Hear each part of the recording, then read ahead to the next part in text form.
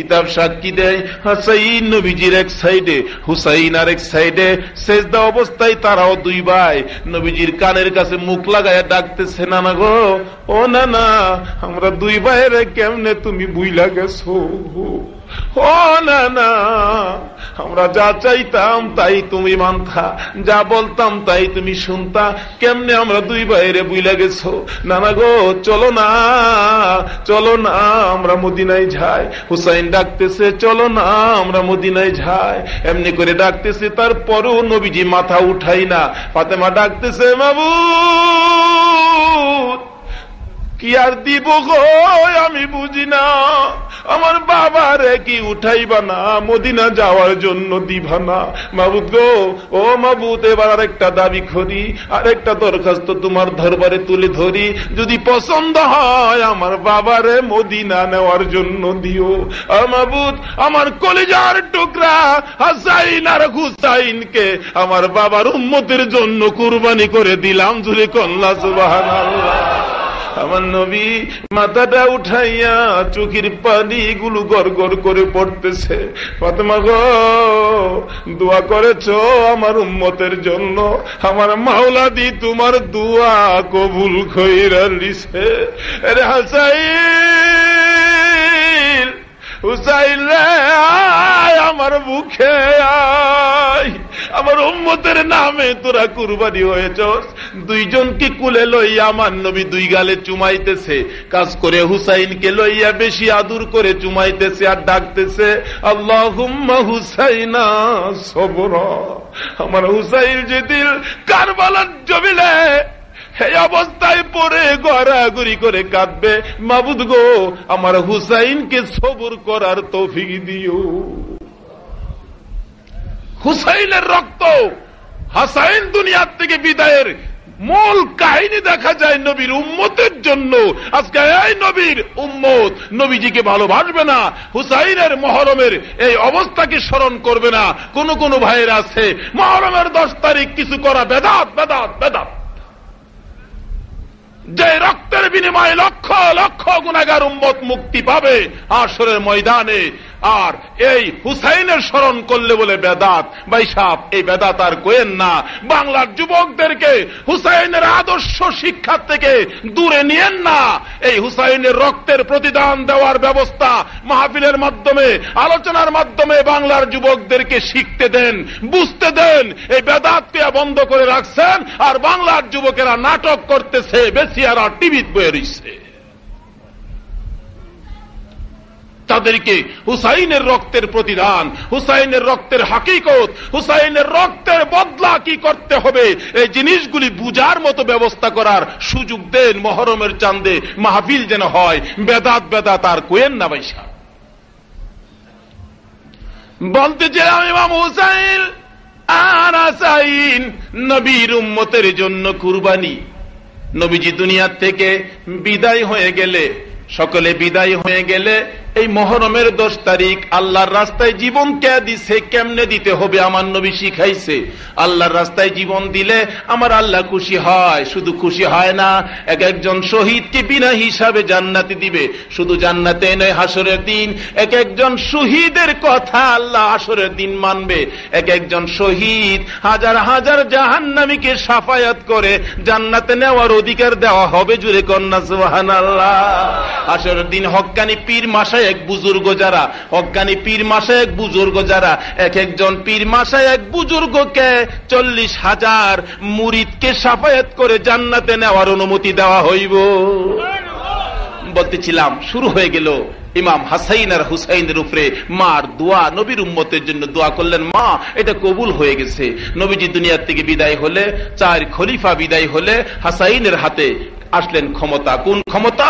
সিরাতাল মুস্তাকিম পরিষ্কারের। কিন্তু হযরতে মাবিয়ার ছেলে এজিদ এটার উপর যেন বাড়িঘর বাঁধছে, দিবে না হুসাইনকে এই সোজা রাস্তার দিকে মানুষকে ডাকতে। হুসাইন হাসাইন এই দুই ভাইকে যেন তার পথের কাঁটা হিসাবে দাঁড়াইলেন। হাসাইনকে চক্রান্ত করে, হাসাইনের 4 জন বিবি ছিলেন, তার মধ্যে এক বিবির নাম ছিলেন জায়েদা। এই জায়েদার কাম ছিল হাসাইনকে শরবত বানায় খাওয়াইতো। প্রত্যেক দিন হাসাইন বলতেন, জায়েদা শরবত বানাও, শরবত বানায় খাওয়াইতো। মাবিয়ার ছেলে এজিদ চক্রান্ত করলেন, হাসাইনকে দুনিয়ার থেকে বিদায় না করলে আমার মনের আশা পুরা হবে না, যা ইচ্ছা তা করতে পারবো না। এবার কুটনি বুড়ি পাঠাইলেন হাসাইনকে দুনিয়ার থেকে বিদায় করে দেওয়ার জন্য।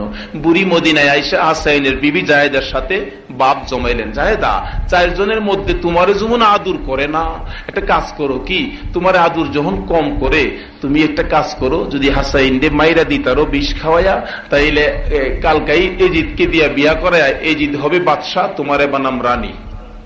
তাই নাকি? পারবে? পারো। কেমনে মারুনতে? বিষ দিয়া যায়, সর্বত্র লোকে বিষ দিছে। হাসাইন টান্দা খাইছে আগের মতো বিশ্বাস করে, খায়া দেখে শরীরটা কেমন ঝিমঝিম করে। বিবি ব্যাপারটা কি আজকে শরবত এরকম? না স্বামী, কিচ্ছুই না, আমি তো শরবত বানাইয়া দিছি।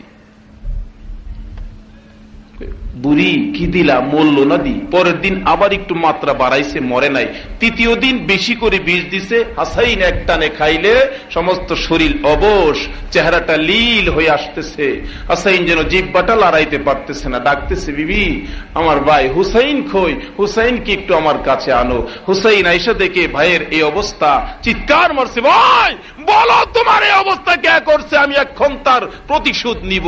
হাসাইন বলেন, না ভাই রে, আমার মার দোয়া কবুল হয়ে গেছে। হাসাইন ডাক দিছে, হুসাইন রে, নানার উম্মতের জন্য 2 ভাইয়ের কুরবানি কবুল হয়ে গেছে। ডাকতেছে, হুসাইন আয় আমার কাছে আয়, আমাদের আর কেউ নাই রে, আমার আল্লাহ ছাড়া আর কেউ নাই রে। রে হুসাইন, আমি তোর সঙ্গী ছিলাম, আমি বিদায় হয়ে যাইতেছি, আয় আমার কাছে আয়। বিপদে আপদে যদি পয়রা যাস, নানারে ডাক দিস, কলিজায় শান্তি পাবে। কার ডাকতো? কার ডাকতো? নানারে ডাক দিস, কলিজায় শান্তি পাবে। কারবালার ইতিহাস খুললে দেখা যায় হুসাইন নানারে যে কেমনে ডাকছে। এই অবস্থায় কাছে আসলে চোখ দুইটা উল্টা যাইতেছে। হুসাইন আঞ্জা দিয়ে ধরলে, ভাই হাসাইন, ভাইয়ের 2টা গালে 2টা চুমু দিয়া কয়, বাইরে বিদায় হলাম রে, দেখা হবে হাসরের ময়দানে। হুসাইনের হাতে ক্ষমতা যখন আইসা গেল, সিরাতাল মুস্তাকিমটা পরিষ্কার করে নবীর উম্মতের কাছে দিবে, হুসাইন হাতে নিলেন, রাস্তাটা পরিষ্কার দেখাবে। এমতো অবস্থায় এজিদ চিন্তা করলেন, হুসাইনকে তো আর শেষ করা যাবে না, কারণ এখন তো বুইজা ফলাইছে, কি করা যায়? কুফার থেকে চিঠি পাঠাইতেছে, হুসাইনকে কুফা নগরীতে আইনা মারতে হবে। একের পর এক চিঠি মুরব্বীদের কাছে দেখায় হুসাইন, চিঠি আসতেছে, কি করব? মুরব্বীরা কয়, চিঠির রং তো ভালো, কিন্তু কুফার তরবারির ব্যবহার মনে ভালো হবে না। মুরব্বীদের একটা জ্ঞানই যেন আল্লাহ পাক আলাদা, 40 বছর পার হলে যেন বুঝ ব্যবস্থার মধ্যে যেন একটা অন্যরকম একটা হয়। মুরব্বীরা কয়, হুসাইন ব্যবস্থা ভালো হবে না কুফাবাসীর, কি বলবো, খালি চিঠি আসতেছে। পরামর্শ ডাকলেন, একটা কাজ করো, হুসাইনের পক্ষ থেকে একজন যাও কুফায়, দেখা যাক, তুমি যায় ভালো অবস্থা দেখলে চিঠি দিলে তারপরে হুসাইন যাবে। কে যাবে? একজন দাঁড়াইলেন, যার নাম মুসলিম বিন আকিল। তুমি যাইবা? হ, আমি যাব, দেখবো অবস্থা ভালো হইলে আমি চিঠি লিখলে হুসাইন আসবে। ঠিক আছে। তার 2টা ছেলে আসিল, বিবি নাই, মোহাম্মদ ইব্রাহিম। 2 ভাই বলতেছে, আব্বা আমরাও যাবো, আমরা নিবেন, আমরা কার কাছে থাকবো? 3 জনের কাফেলা করে রওনা হলেন। কুফা নগরীতে পৌঁছলে হুসাইনের পক্ষের লোক পায়া সকলেই খুশি, তার কাছে বাইয়াত গ্রহণ করতেছে। 30,000 লোক মুরিদ হয়ে গেল হুসাইনের নামের উপরে। তখন চিঠি লিখলেন, হুসাইন আর কুফায় থাইকো না, আইসা পড়ো, সবাই দিয়ে এই দেশের তোমার জন্য পাগল। হুসাইন চিঠি পাইয়া মুরব্বীদের কাছে বললেন, দেখেন চিঠি পাঠাইছে, কি করা? মুরব্বীরা বললেন, না তো যাইতে পারো, তবে আমরা জানি কেন যেন মন চায় না। এই রাত্রের বেলায় নবীজি আয়েশা স্বপ্নে ডাকতেছে, হুসাইন আর কারো কথা দেখো না, চিঠি আর দরকার নাই, তোমার মা যে আমার উম্মতের নামে তোমারে কুরবানি করছেন, তোমার কুরবানির চাঁদ উইঠা গেছে। এই চাঁদ হলো মুহররমের চাঁদ।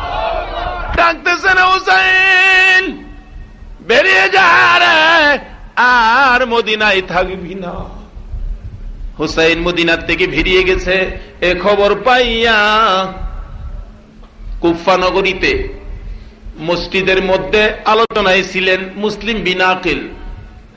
কুফা নগরের মসজিদ থেকে ধরে আইনা জব করে দিলেন ইবনে জিয়াদ। চিৎকার মারছে, মাবুদ গো, হুসাইন কি খবর দিতে পারবো না, দুনিয়া থেকে বিদায়। আল্লাহ রাস্তায় জীবন, নবীর প্রেম লইয়া। আল্লাহ রাস্তায় জীবন কোনটা বুঝা লইতে হবে, নবীর প্রেম থাকতে হবে। মুসলিম বিন আকিল বিদায়। মোহাম্মদ ইব্রাহিম দুইটা ছেলে 12 বছর 13 বছর খবর পাইছে আমার বাবারে বলে জব কইরা দিছে। আচ্ছা, এরকম বাচ্চা দুইটা বিদেশের বাড়ির বাপেরে মাইরা লাইছে, বাচ্চা দুইটা অসহায় হয়েছে কিনা? এক ভাই আরেক ভাইছে, ভাই আমরা কই যাবো রে, আব্বারে বলে মাইরা লাইছে, আমরা কই যাবো? আবার ঘোষণা দিয়ে দিছে, এই দুইটার সন্তানকে যদি কেউ ধরে দিতে পারো মোটামুটি পুরস্কার দেওয়া হবে।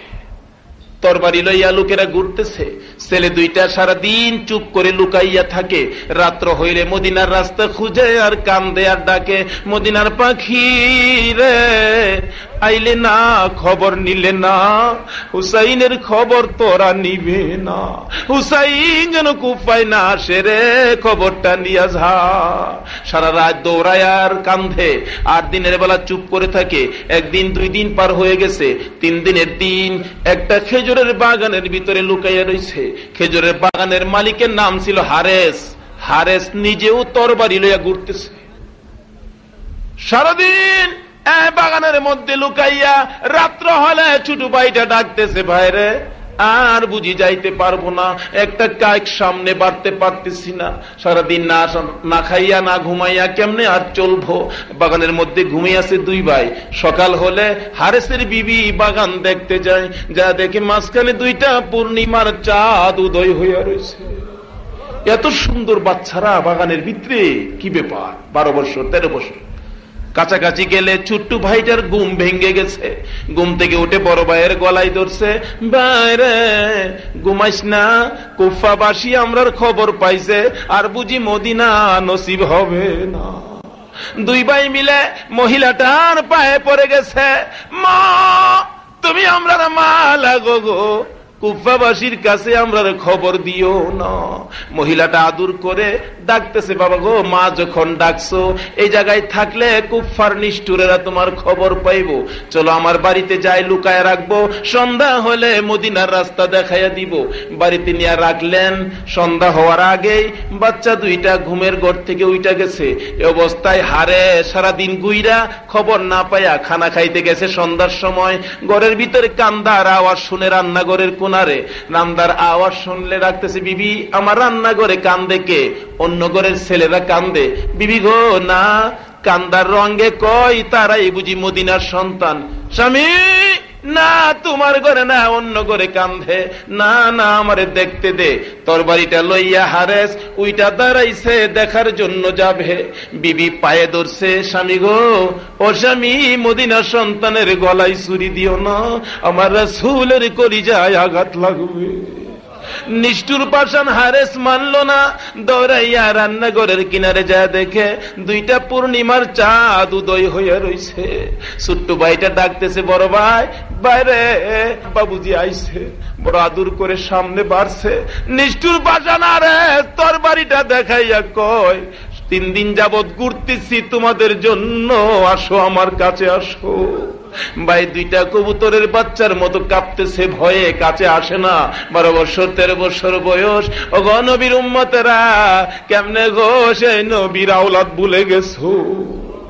2টা বাচ্চারে মুরগির বাচ্চার মতো ধরে টাইনা টাইনা ঘর থেকে বাহির করে পুরাত নদীর কিনার দিয়ে রওনা করলেন সন্ধ্যার দিকে। মনে মনে চিন্তা করতেছে, হারেস জীবিত যদি লয়ে যায়, কেউ যদি আমার হাত থেকে নিয়ে যা, তাহলে তো পুরস্কার আমি পাইলাম না। চিন্তা করলেন, জীবিত নিব না, 2টা মাথা কাইটা মাথা 2টা লইয়া যাব। ছোট ভাইটা ডাকতেছে, বড় ভাই রে, আমরার মাথা বলে কাইটা নিব রে। নিষ্ঠুর হারেস ছোট্ট ভাইটারে মরুভূমির বালুর উপরে শুয়াইয়া পুরাত নদীর কিনারে পাও দিয়া বুকের উপরে চাপা দিয়া ধরে মাথায় হাত দিয়ে গলায় ছুরি লাগাইছে।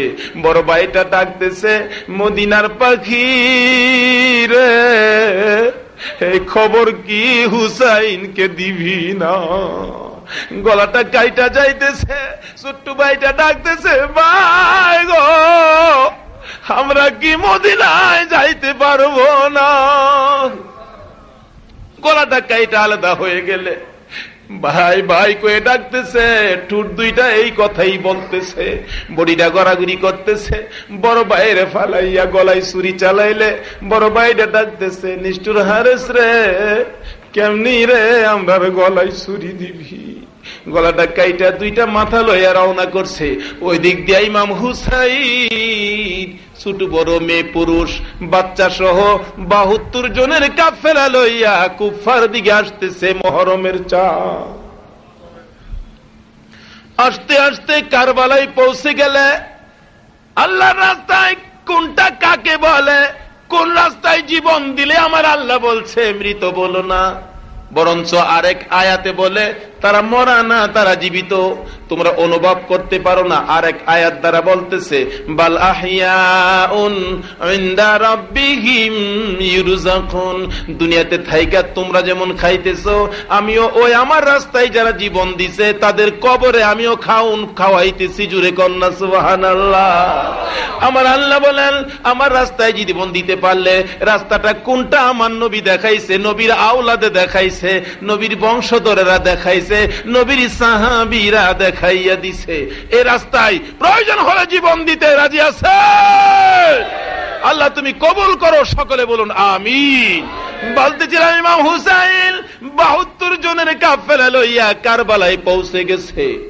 সন্ধ্যা হয়ে গেলে সঙ্গীরা ডাকতেছে, সন্ধ্যা হয়ে গেছে কই যাব? হুসাইন বলেন তাবু গারো, তাবু ঘেরে সন্ধ্যা হয়ে গেলে সকালবেলা ওইটা দেখে এই যদি পক্ষের সৈন্যরা কমপক্ষে 4000 সৈন্য ঘেরাও দিয়ে দিলে, সকালবেলা ইমাম হুসাইন কুরআন শরীফ পড়তেছে, ধুলা মারে, এই যদি সৈন্যরা টিটকারি করে মহিলাদেরকে গালি দেয়। হুসাইন ডাকতেছে এমন করতেছো কেন? আমরা তো বেড়াইতে আসছি, বেড়াইতে যাব।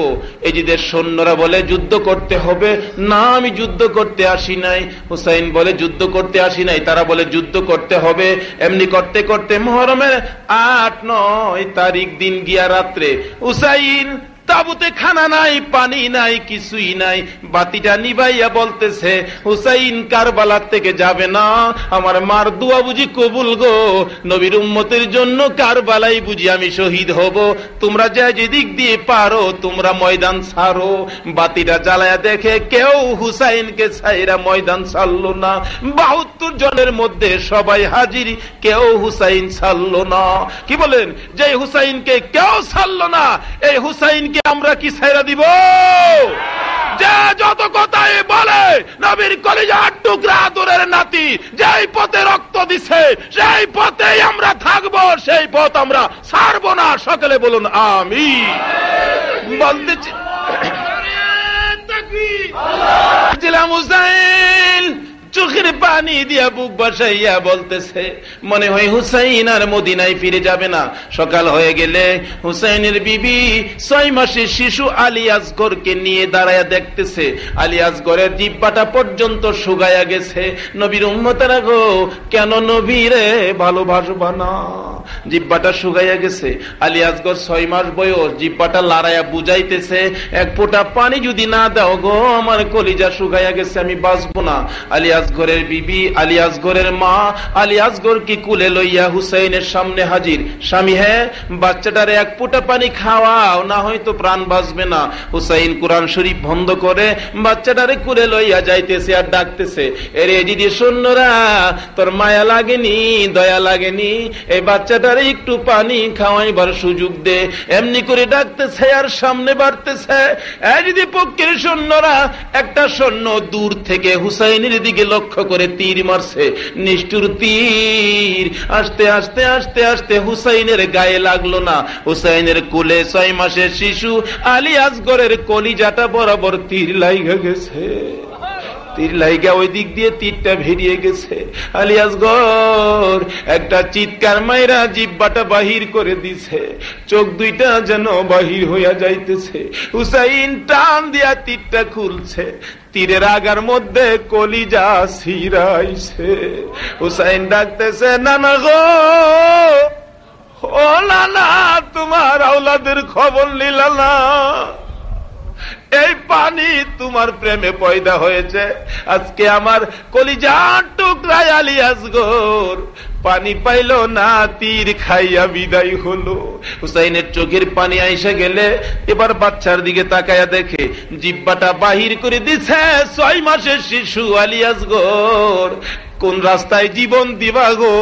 6 মাসের শিশু পর্যন্ত দেখাইয়া দিয়া গেছে যে যত কথাই বলো কে রাস্তার থেকে আমরা দূরে যাব না।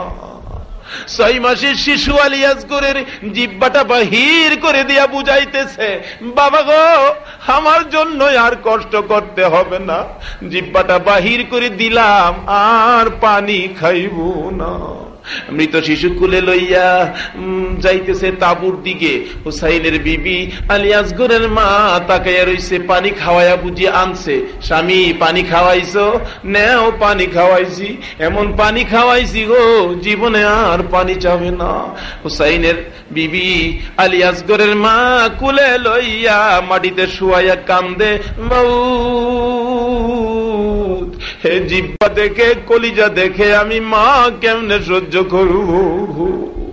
হে দিনের জন্য, যে রাস্তার জন্য, হ্যাঁ নবীর প্রেম সাগরে যদি এমনি করে নবীর আওলাদেরা রক্ত দিতে পারে, এই নবীর ভালোবাসার মালা গলায় নেওয়া দরকার আছে কিনা? জবাব দেয়। বলতেছিলাম আসুন সামনে বাড়ি। হুসাইন গড়াগড়ি করে কান্দে, হুসাইনের বিবি গড়াগড়ি করে কান্দে। আলী আকবর 18 বছরের পালোয়ান কান্দা শুনে দৌড়াই আসলেন। মা কেন কান্দো? বাবা গো দেখো তোমার ভাইয়ের কলিজা দেখা যায়, তুমি সইতে পারবানি। আলী আকবর ভাইয়ের রক্তটা ছুঁয়া ডাকতেছে, ও ভাই 6 মাসের ভাইরে কলিজায় রক্ত, কলিজা দেখাইয়া বিদায় হলে আমি কেমনে শুইব গো? সঙ্গে সঙ্গে তরবারিটা লইয়া বেরিয়ে গেছে। মা বিদায় দাও, বাবা গো বিদায় দাও, আমার ভাইয়ের কলিজায় যারা তীর লাগাইছে আমি দুনিয়ার জমিনে তাদেরকে থাকতে দিব না। 18 বছরের পালোয়ান আলী আকবর দৌড়াইয়া গেছে। হ্যাঁ 18 বছরের যুবকেরা তোমরাও এমনি করে সংগঠন করে এই রক্তের প্রতিদান দেওয়ার জন্য সত্যের পথে আগায় আসা দরকার আছে। তোমরা আসবা কিনা বলো? আলী আকবর তরবারিটা লইয়া যুদ্ধের ময়দানে চলে যায়। মুহররমের 10 তারিখ আলী আসগর যুদ্ধ করতে করতে পানির পিপাসা হলে দৌড়ে আসলেন তাঁবুতে। মা মাগো 1 গ্লাস পানি দিবানি, এই যদি সৈন্য সব আমি শেষ করে দিব। মা চোখের পানি ছেড়ে দেয়, বাবা গো পানি নাই, পানি যদি থাকতো তোমার ভাই আলী আসগর কি তীর খায়া মরতো। মার পায়ে সালাম করে বিদায় হয়। মা শেষ সালাম করি গো, আর ফিরে আসবো না। কিছু দূর যায় আবার মার মুখের দিকে তাকাইয়া থাকে।